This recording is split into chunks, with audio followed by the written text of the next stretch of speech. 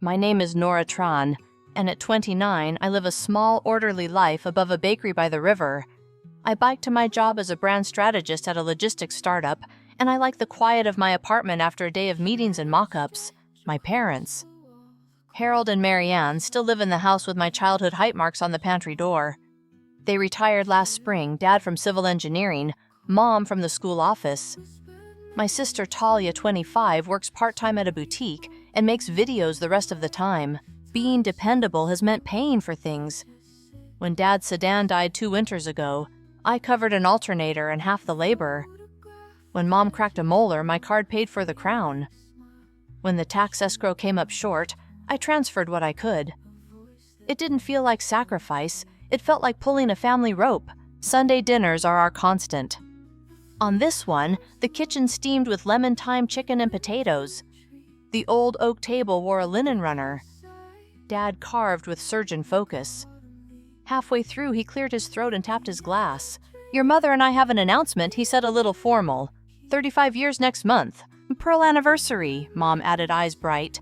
"We'd like to do something big. We want to feel celebrated." The look she gave me managed to be both warm and directive.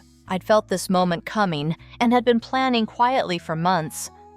I opened a separate savings folder labeled H&M 35, skimmed a little from each paycheck walked instead of calling rides. I wanted to give them something better than a check and a card, something they could feel on their skin. I had compared flight grids, watched fare calendars like tides, and called the resort twice to confirm elevators near the room because Mom's knee hates stairs.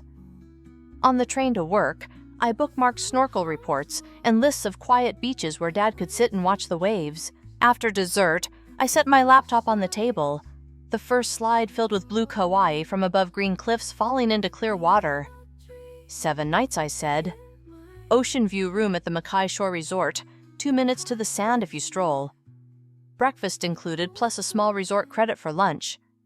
Late morning flights with short connections so you don't have to get up at 3. Dad leaned forward to peer at the tiny plane icons. Mom folded her hands in her lap. Talia hovered behind them with the air of a critic. I clicked through these details. I'd lost weekends to a catamaran along the Nepali coast, a mellow snorkeling cove with lifeguards' coffee farm tastings, and a drive to Waimea Canyon if Dad felt like switchbacks. It should have been the warm part where we all talk at once about swims and sunsets. Instead, a thin film of quiet settled over the table. Dad's smile had the tilt of a sticker that won't line up. Mom's eyes left the screen and found Talia's. How much, Talia asked, voice neutral like a maitre d' confirming a reservation. "Just under 5,000 for both flights and the hotel," I said. I wanted it to sound like what it was. Months of careful saving turned into a week of sea and sun. Talia's mouth twitched. "For 2 people, that's budget. The room photos are fine, but 4 stars is mid, and 2 minutes means not on the beach."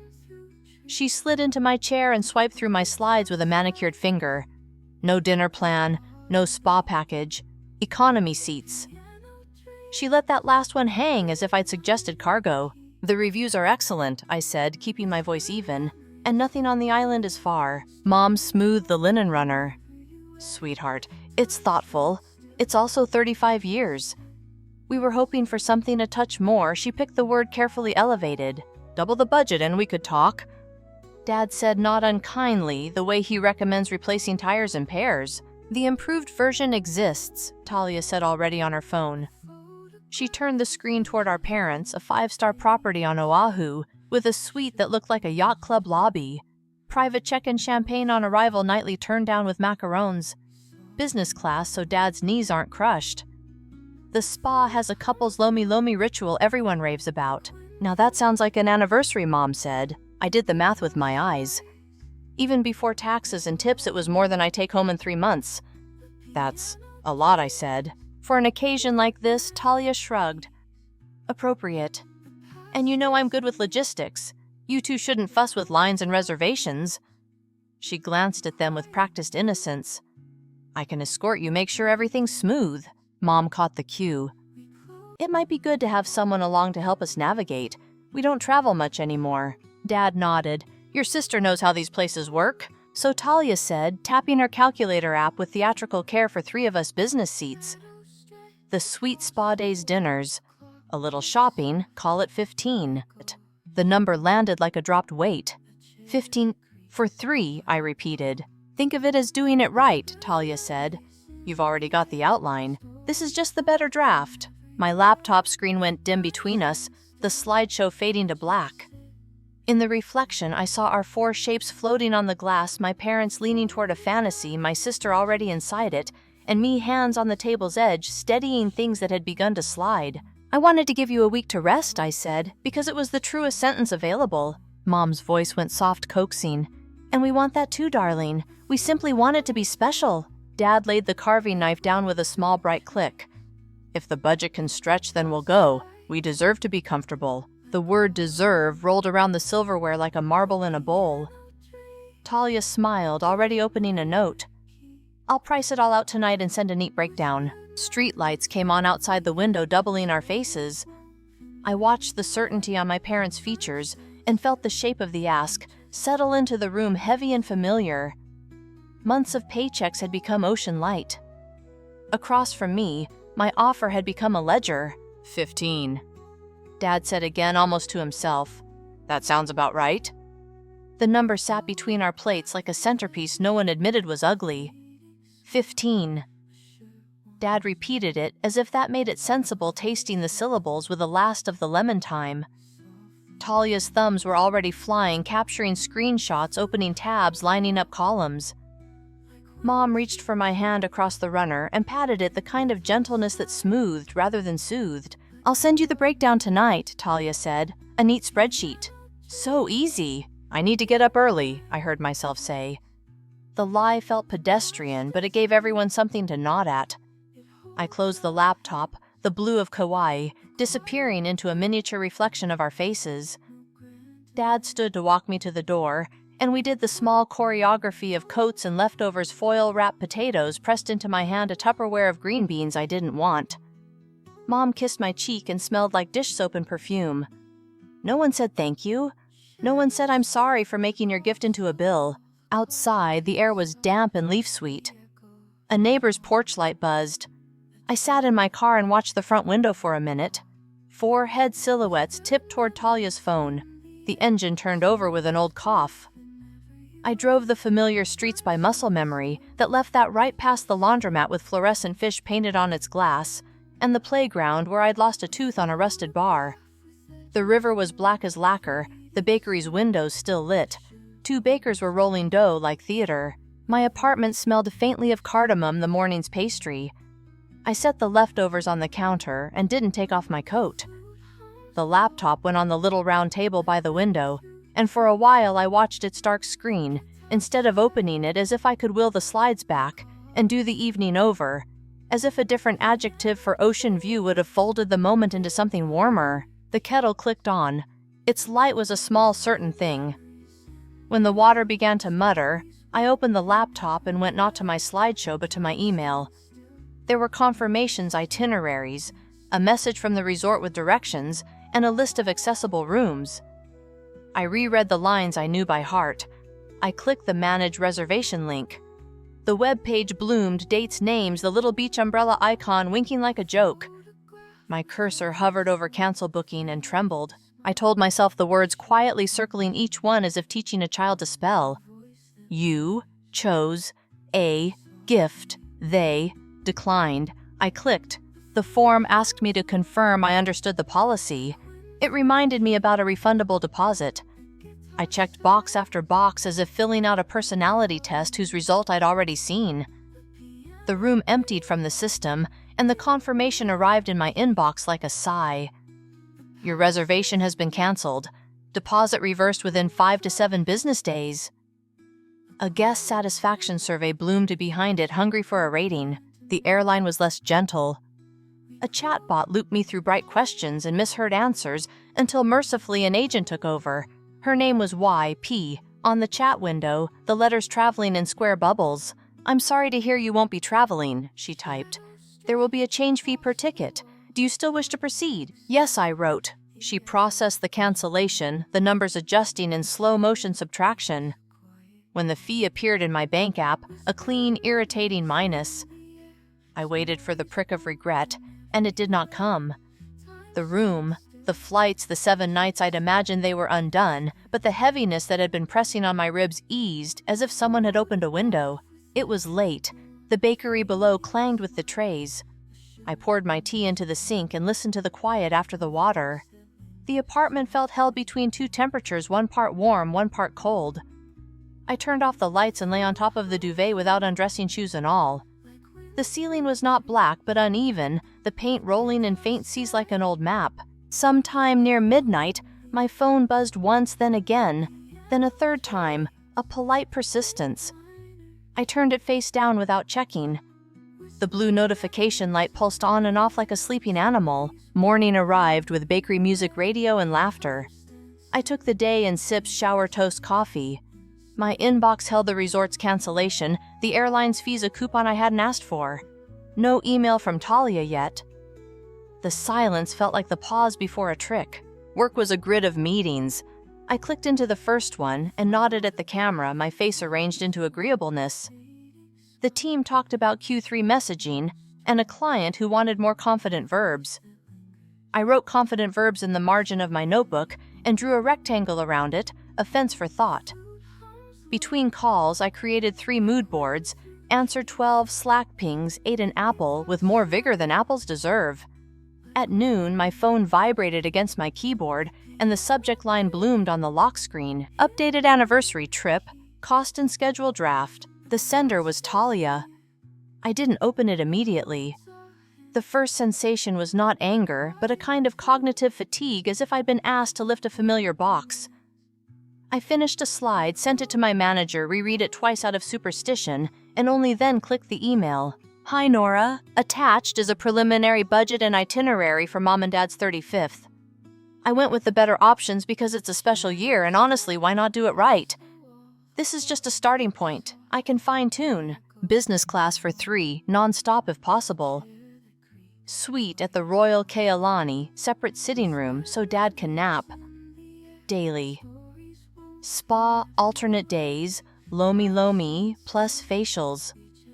Dinners at Hokumiro, Kaimuki, etc. I'll book tasting menus, Nepali boat, private charter, no crowds, shopping stipend, Mom has been wanting a proper tote, tips, taxes, incidentals built in, total estimate $15,000 rounded down for simplicity. Please transfer to Mom and Dad by Friday so I can lock things in.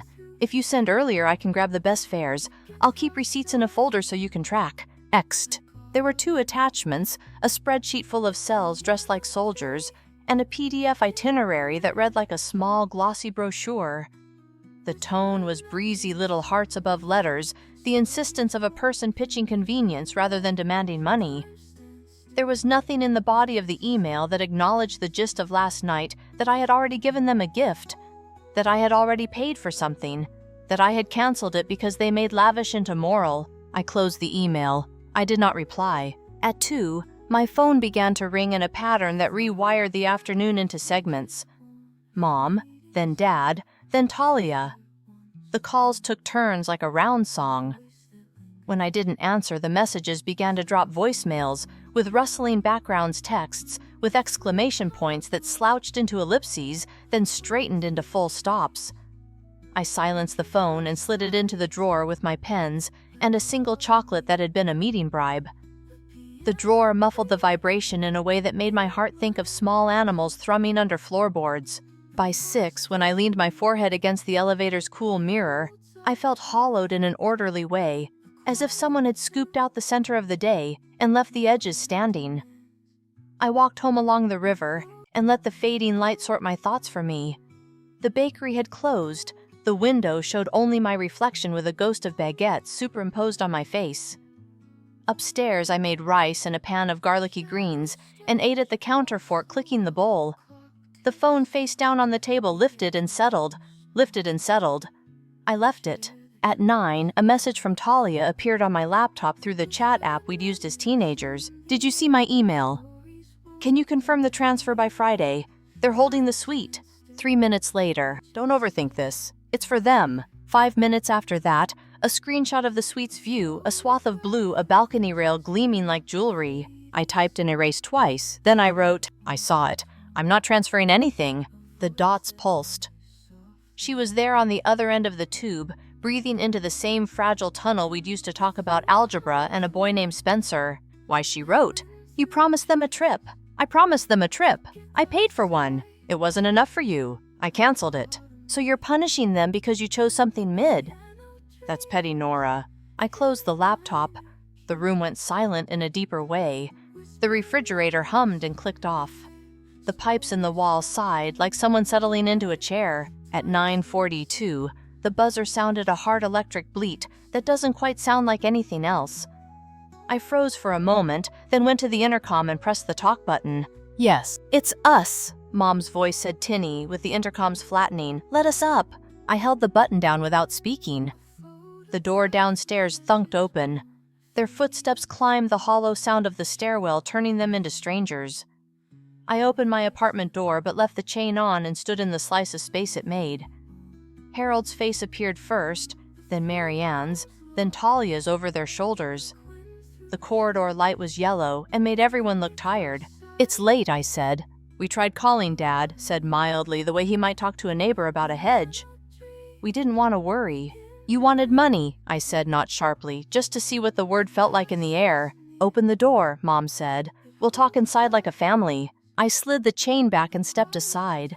They moved through my kitchen like inspectors, 3 bodies absorbing a small space, drawing it into their gravity. Mom put her purse on the counter. Dad looked at the ceiling as if evaluating the plaster. Talia took my chair, the one that creaked. "This is getting blown out of proportion," Talia said, palms up as if weighing nothing. "You messed up the first plan, okay?" "It happens. We move on to the better plan. No harm. I canceled the first plan because you rejected it," I said. "Because you called it budget and mid, and not on the beach. Because you turned a gift into a shopping list." "We didn't reject it," Mom said with a little laugh that showed the tooth I'd paid for. "We just refined it. 35 years isn't small. We're asking to be comfortable. That's not greedy." Dad folded his hands over his middle, a gesture that meant fairness in negotiations and dress fittings. "This is simply a matter of adjusting to reality. Your mother's knee. My back.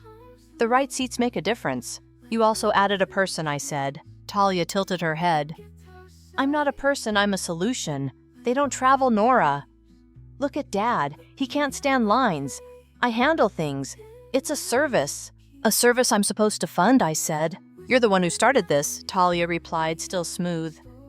"You set the bar by calling it a gift, so give it properly." Something in me arranged itself into its correct order. The kitchen light made a soft circle on the floor. The apartment was clean in the particular way small spaces force everything visible, nothing hidden. The only thing not where it belonged was the 3 of them. "I'm not sending $15,000, I said. "Not by Friday, not ever. The 5 I saved was months of trimming.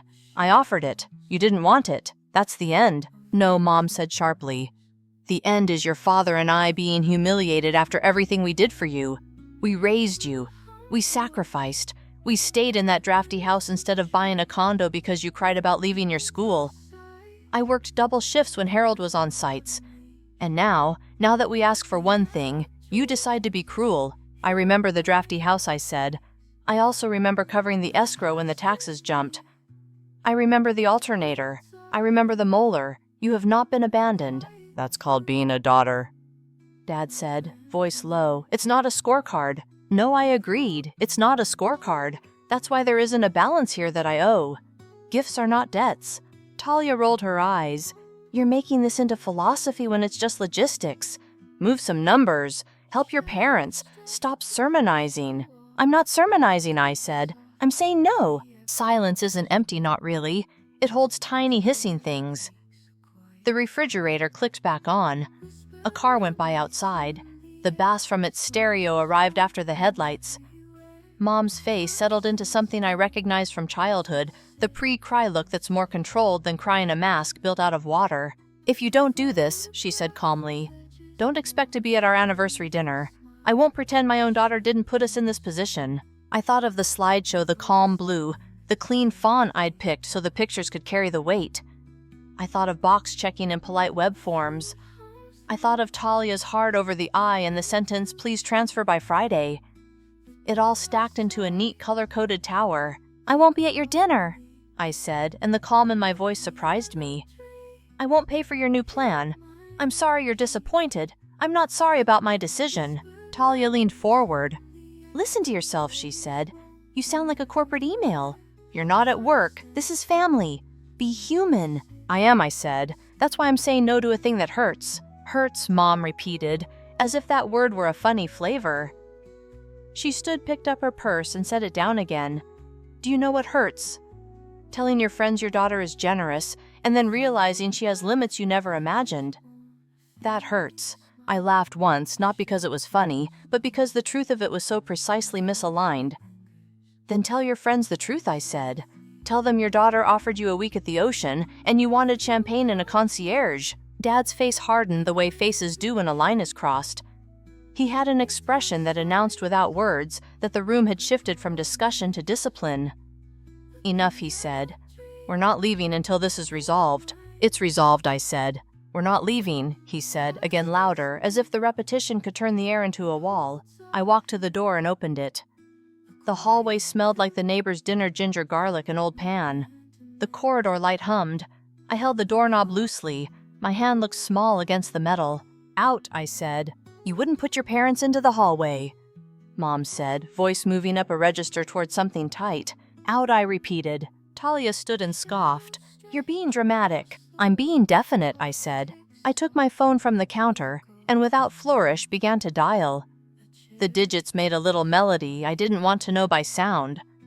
Mom's mouth parted. "You are not calling the police," she said. "I am," I said, and pressed the last number. Dad took a step toward me. I met his eyes and didn't look away. The call began to ring, and a voice came on that was all protocol and patience. I didn't speak yet, only held the phone where they could see it. Linda, Dad said soft, but clipped. He picked up Mom's purse himself and put the strap over her shoulder. "Get your coat." Talia was still trying to outstare me. Chin lifted, the way she'd stared at me when we were young, and she wanted the bigger half of something we were meant to share. The call operator asked if I needed police fire or medical. I said, one moment to the phone, not breaking eye contact with my sister. "You're making a mistake," Talia said. It sounded like lines in a play she'd learned long ago, the script for a role called Sister Who Wins. "Good night," I said. They filed past me, the three of them suddenly quieter than anyone that angry should be. In the hall, Dad turned as if to say something fatherly that would land like a verdict, and then thought better of it. Mom moved with particular dignity that read as injury. She had the carriage of a queen deposed. Talia went last, and as she passed me, breathed a tiny incredulous laugh into my shoulder, a sound like a spark. I closed the door. The chain slid into its slot with a soft rung that I felt more than heard. The operator was still on the line, asking if I was safe. I said yes, thank you, I'm fine, and apologized for the false start in a politeness I couldn't not perform. She told me to call back if I needed anything and disconnected. The apartment was the same size as it had been 20 minutes earlier. It felt slightly larger the way rooms do after guests leave, edges reappearing, corners exhaling. I put the phone on the counter. My hands shook in tiny, irritating tremors I knew would pass. I ran water in a glass and drank until my throat hurt, and then I stood with my palms on the cool laminate and breathed 4 slow counts and 4 out, like a person in a yoga video I'd never managed to finish. On the table, the Tupperware of green beans sat like a joke I didn't get. I snapped the lid off, ate one cold, and put the rest back. The laptop's screensaver had returned to its galaxy dust of stars, turning a patient swirl over and over. The kettle, cooled from earlier, held just enough for a cup. I turned it on and it trip-clicked in that comforting way. Steam rose. The phone on the counter remained mercifully still.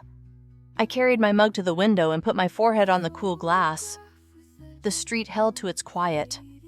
The bakery's sign was off. Its door was latched. Somewhere a dog sniffed a patch of grass, as if the whole question of the night were buried there. My reflection in the glass looked like someone who had stayed up too late and made a decision that would live in the body like a seam. I lifted the mug and let the heat meet my lip. When the water and the adrenaline had both thinned, I washed the cup, wiped the counter, put the mug in its place. Small order returns, sometimes like birds finding a line to settle on. I put the chain on the door before I went to bed, not because I expected anyone to come back, but because my hands wanted the ritual of it.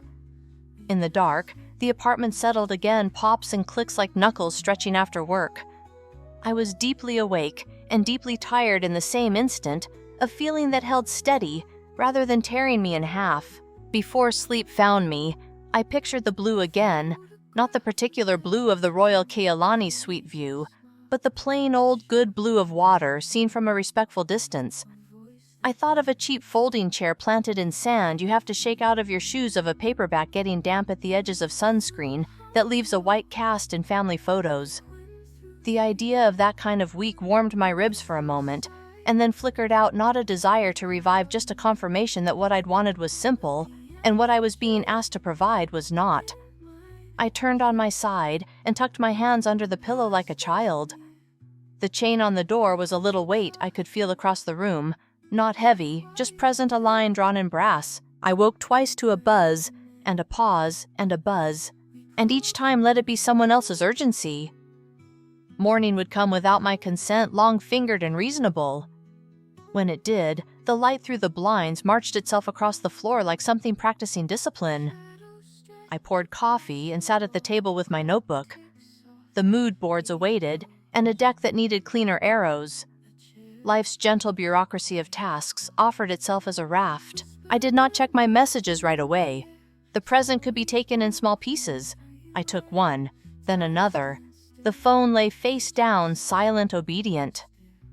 Somewhere below, the bakery opened, and the bell on the door rang 3 times in quick succession, a family of mourning people in search of bread. I sharpened a pencil I did not need to sharpen, and drew a neat box on the paper. In that space I wrote a single word: enough. The morning made its small, reasonable arguments light through the blinds, the sound of the first bus, the bakery bell. Then my phone began steady and insistent. It started at 6:31 with Mom, then Dad, then Talia, then Mom again. As if the order mattered, I let the first calls roll into voicemail and watched the screen tidy them into gray bars. Texts followed, the previews stacked like subtitles. From Mom: "We need to talk. Please call. You are making your father sick with worry." From Dad: "Call me. Let's be adults." From Talia: "Confirm transfer by Friday. They're holding the suite. Don't make me chase you." By 8, the calls widened their orbit. An aunt I hadn't seen since a graduation. A cousin whose number I recognized only because he never changed it and still used a carrier name that no longer existed. The calendar wanted me in a 900 meeting. The phone wanted me in family court. I put the phone face down, took a breath that found my lungs like water, and joined the video call. Work offered its cool, neutral pages, numbers, verbs, rectangles. I moved color swatches around until they made a kind of sense. Between meetings, I opened one voicemail Mom's to see what shape her voice had taken. She sounded composed, which was always worse than tears. "Hello, Nora. I'm sorry you've chosen to turn a celebration into this. We're disappointed. Your father hardly slept. Please do the right thing and stop this cruelty." Another notification slid in over her words, a calendar invite from Talia, inexplicably titled Royal Kealani Lock Final, with Friday at noon blocked out, and my email added without a question mark. At lunch, I bought soup, slid into a corner table, and scrolled through the backlog. Talia had sent a document link, 35 receipts, with a little party hat emoji in the subject, as if that softened the invoice. Mom had sent a photo of a pearl necklace on a velvet square. 35 is Pearl Darling, as if that had anything to do with airfare. Dad's text was a single sentence stripped of punctuation. "Fix this." I put the phone in airplane mode so the soup could be just soup. The silence that followed felt like a clean countertop. By afternoon, the orbit had grown. My Aunt Bev called twice. Uncle Raymond left a message full of declarative sentences. A cousin named Priya texted a confused question mark, and then, "Is everything okay? Your mom said you canceled their trip." There were emojis, crying faces, folded hands, confetti. There were accusations dressed as concern. There were long missives typed with both thumbs by people I hadn't sat with in years, the paragraphs buoyed by the certainty of a single version of a story. At 5, walking home along the river with my tote knocking my hip, I took one call because it was Priya again, and she had always been kind. The wind lifted and laid my hair flat. "Hey," she said, voice gentle. "I don't want to get in the middle. Aunt Marianne called me crying. She said you canceled everything out of spite, that you offered and then took it back. I told her that doesn't sound like you, but I didn't take anything back," I said. "I canceled because they wanted 3 times what I saved and added a sister as concierge. The thing I offered wasn't good enough." Priya exhaled. "That sounds more like them," she said softly, then winced. "Sorry, I mean none of my business." "It's okay." We said mundane things for a minute to cool the conversation. "How was work? How's your neighbor's dog did that coffee shop close?" And then she said, "I hope you're okay," and we hung up. The river ran dutifully, an obedient band of slate. Inside, I ate toast for dinner because I wanted something reliable I could count on.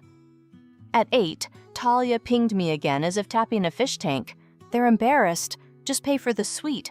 I'll handle the rest. I'll make it easy." I typed no and hit send before the impulse to apologize could rise like a reflex. The next morning, the family chorus resumed on a new key. I ignored most of it. Midday, Mom shifted tactics. "If you don't want to do the suite, at least handle the dinner. It's one night. Don't humiliate us." A minute later, she sent a digital request through a payment app. The amount blinked on my screen like a dare $3,000 anniversary catering.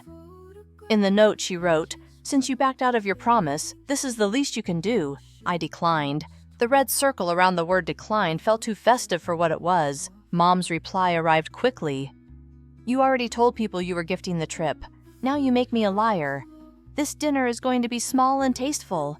Don't force me to explain why my eldest can't be bothered to help." I put the phone face down and washed a plate that wasn't dirty. The water ran hot, then hotter. I turned the tap toward sensible. The apartment registered my agitation, absorbing it like a sponge. I did not reply. By Friday, the week had become a map of calls and refusals. The numbers multiplied Aunt Bev again. Uncle Ray. A cousin named Evan, who never turned off speakerphone. My grandmother's number, which I let roll into a soft-voiced voicemail I listened to twice. Roz, she began and caught herself. She did that sometimes with my name, and a ghost of someone else's. "Nora, sweetheart, your mother is very upset. You know how she gets before big events. Be generous. It will come back to you in good ways." She believed goodness behaved like a boomerang, arcing around to find the thrower. I sat on the edge of my tub to listen, because it had the best acoustics in the apartment, and because I was tired of standing in my own kitchen while everyone tried to rearrange my head. At noon, Talia called while my calendar said Royal Kialani Lock Final. I let it ring out. A second later, she texted a screenshot of the suite timer, the big red numbers counting down hold expires in Ora 1009. "Be an adult," she wrote. "Don't make me cancel. It makes Mom look cheap." I typed cancel. She sent a string of dots and didn't respond again. The disinvitation arrived that night as a square of text framed by Mom's watering can avatar. "You are not welcome at the anniversary dinner. I will not be embarrassed in front of our friends. I've told people you're busy with work. Please respect our boundary and do not come." I read it twice.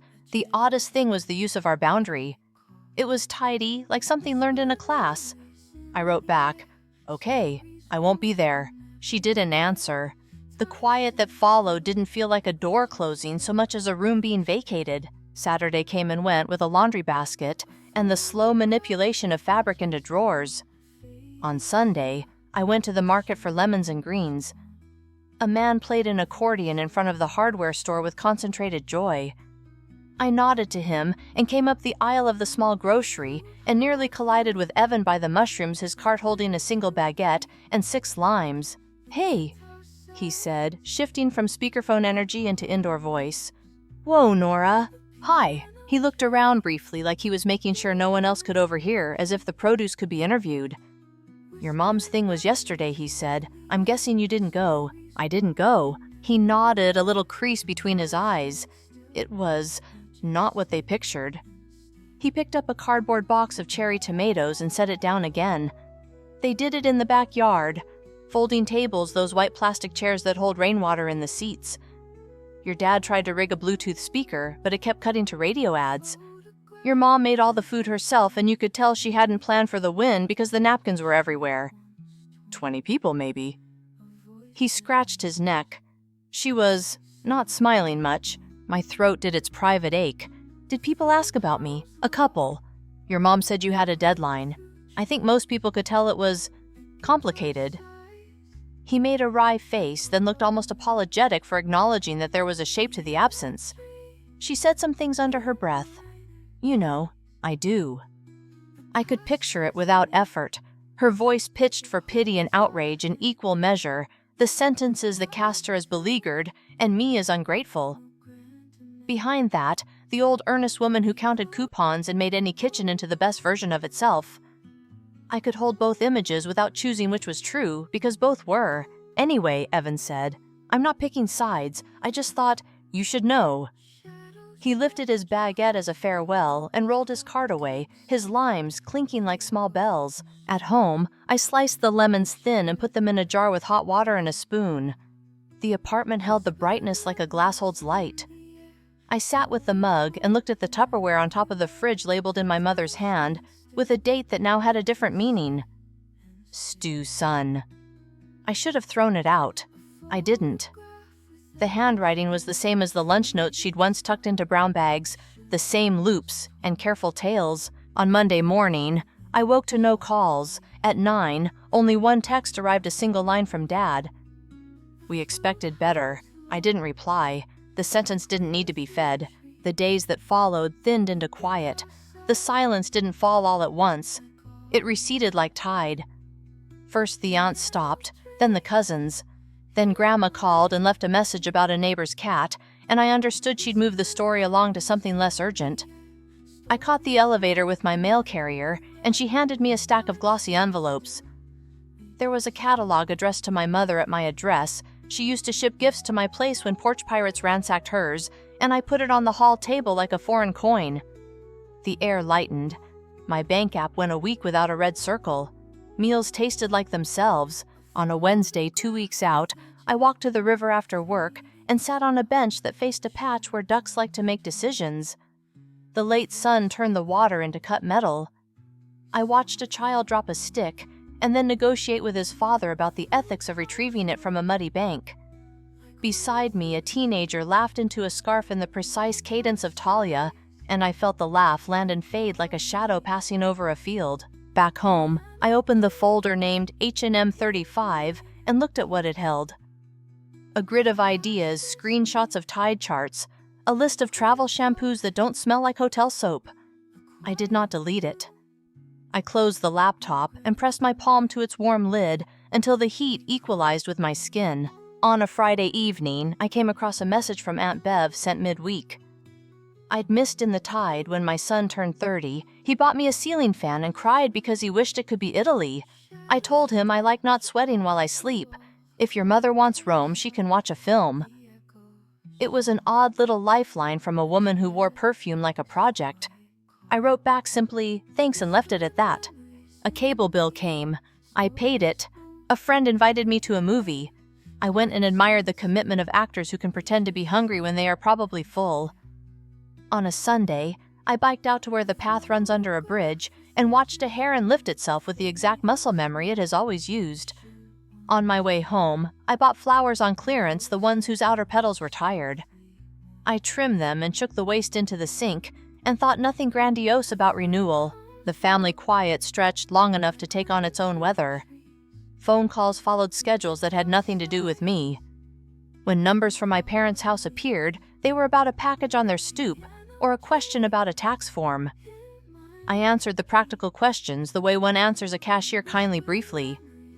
No one mentioned the ocean or the suite or the number that had sat between plates like a dare. I didn't mention it either.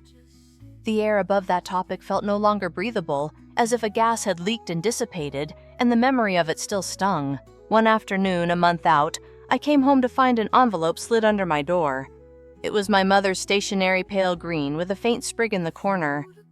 Inside was a clipped recipe for a lemon cake I used to love, and a note in her careful hand. Thought you might like this. We used to make it when you were 8. No other words, no apology, no demand. I put the recipe on the fridge with a magnet shaped like a robin. It sat there and made the room look slightly more occupied. Time did what time does, turn small things into large ones and back again. The days stacked quietly. The phone, once a loud room, became a pocket watch again. When the bakery below rolled their racks at dawn, the sound threaded through my sleep, and I woke in a kind of peace that didn't need permission. The word I'd written in my notebook stayed uncomplicated. I didn't go back to rewrite it. The quiet kept its shape. Weeks unspooled into a season with small domestic markers, citrus on the counter, mittens in the pocket of a coat I did not wear often enough. Then on an ordinary afternoon, the receptionist pinged my desk a delivery. It was a florist's wrap the color of cream, and a square weighty box tied with ribbon. The card clipped to the bouquet read in my mother's neat blue ink, "For Nora with love, Marianne and Harold and Talia." The flowers were freesia and white lilies, the kind that make a room smell like a decision. In the box, a coffee service porcelain trimmed in a thin ring of indigo pot sugar bowl creamer, 4 cups with saucers, the glaze so smooth it felt like melted light. Beneath a protective sheet of tissue lay a second card. "Nora, we were unkind about the trip. We forgot what a gift is. I handled it badly and your father did too. We're sorry for the way we spoke to you and for coming over late that night. Please accept this from us, no strings, just love. Mom and Dad. Talia says she's sorry also." I read it standing by the mail card as if it might blow away. My hands did their irritating tremor for a moment, and then stilled. I slid the card back into its envelope, thanked the receptionist, and carried the bouquet and the weight of the box to the elevator. The car hummed down like it was thinking. At home, I cleared a space on the counter and lifted each piece out of the fitted foam, a quiet choreography left to right cup to saucer, the tiny lid to the sugar bowl making a button sound when it settled. I set the flowers in a jar and moved them from one end of the table to the other until their scent found a kind way to sit in the air. The apology card went under the robin magnet beside the lemon cake recipe clipped there weeks earlier. The 2 papers looked like neighbors. I did not text. I did not text. I boiled water because water wants to be turned into something. When the kettle clicked, I spooned grounds and watched the bloom turn the air a different kind of warm. The pot poured clean. I chose one of my old mugs with a chip at the lip and held it, then set it down and reached for one of the new cups instead. It was light in the hand, balance perfect. The handle fit my fingers like it had been measured. The first sip was ordinary coffee taste, like coffee in any vessel, and also not. The porcelain thinned the edge between heat and mouth. I leaned my hip into the counter and let the steam brush my face. The apartment took the gift the way a body takes a bruise, acknowledged, and then folded into itself. The freesia leaned their heads, the lilies opened by degrees. I washed the cup and turned it on the towel to dry, then placed it on the shelf beside the mug I had chipped last winter. Both belonged there. Dusk moved across the room like someone dimming a switch with care. Down on the street, a couple argued softly in the language of people who know each other well. A dog shook its collar. A child laughed in a way that didn't ask permission. I put the pot back on its saucer, centered it without thinking, and stepped back. The set looked heavier than it was anchored by usefulness rather than price. The kettle cooled. The flowers kept their perfume. In the window, my reflection wore that late-day washed-out look that turns everyone into a quieter version of themselves.